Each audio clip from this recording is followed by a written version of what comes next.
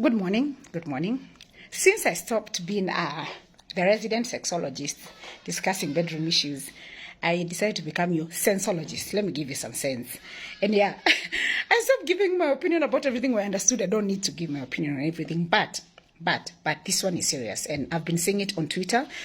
And I want to talk about it because I have had real life experiences with addictions. And I know what addiction can do. And what Nyakundi is doing, what Lynn, they're trying to do is really important. So I'm going to put in my weight on it. Because number one, addictions are real. Gambling is an addiction. Betting is not controlled in our country. And it's really affecting lives. And that's a crisis. That's a problem. When I worked for one of the biggest Swahili stations, yes, if you know where I worked, you will follow with this story. One of the biggest Swahili stations, yeah. I joined, I was naive. I had never experienced that thing of lying to listeners. Honestly, I hadn't. And I thrive on the truth. So you can imagine, I got in there and literally we were told you were giving money on air. So it was every day like 50K, 200K. Bro, me, I was like, we're giving this money for real, for real. But then I was told, before we start giving the money on air, we have to meet the client on the side. So I was like, but I thought the client goes through the station. Oh yeah, he goes through the station, but he needs to meet you to explain to you how we give the money. Guys, this is serious and it's so true and so sad, yeah? I'm laughing because it was just surreal.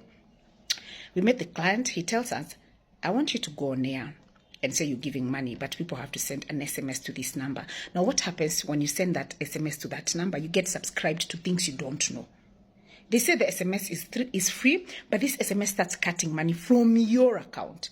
These same SMSs send you betting links. They send you, like they are number harvesting. You get, they are number harvesting, and they use these numbers to share with betting companies. They use these numbers to do all that. Now, the saddest part for me on air was we never gave money to a genuine person. It was, oh, Anita, do you know someone who can pretend they're listening to us to give them money? It was that actually for the longest. We never had genuine winners at all.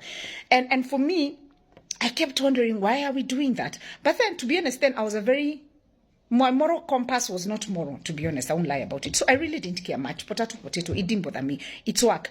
And this client used to give us commission per number of numbers. Literally, your numbers give you money at the end of the week. That happens a lot in Swahili stations and vernacular stations. That's the reason you hear a presenter pushing the number so much, because they're given money based on the number of people who send an SMS during their show. There's a certain morning presenter, I'm telling you, in one of these Swahili stations, you will hear them going ham.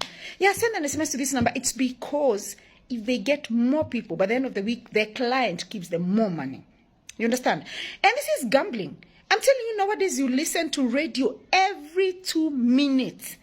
And sometimes I ask myself, guys, some of you are Christians, don't you know the Lord? Every 2 minutes, send this to send these numbers. It's 99 bob, it's 50 bob. I don't know who and who won.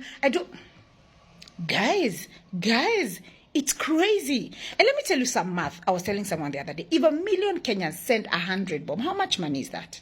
1 million Kenyans send 100 bob. That is in one show. Some of these shows have 5 million listeners. You know, you're talking to masses, you're moving masses, and you're misusing the microphone for the wrong reasons. You're supposed to be educating, entertaining, informing, changing lives, not getting people into gambling. Someone needs to call this out. People are addicted. People are struggling. People are committing suicide because they have lost everything. Every single thing. When did media become the hand that bites? When? We complain every day that Kenya is a bad country because we have bad leaders. We have bad Kenyans. It's a shame that we have bad Kenyans. We have bad people. And we are tolerating it. We need to get tired.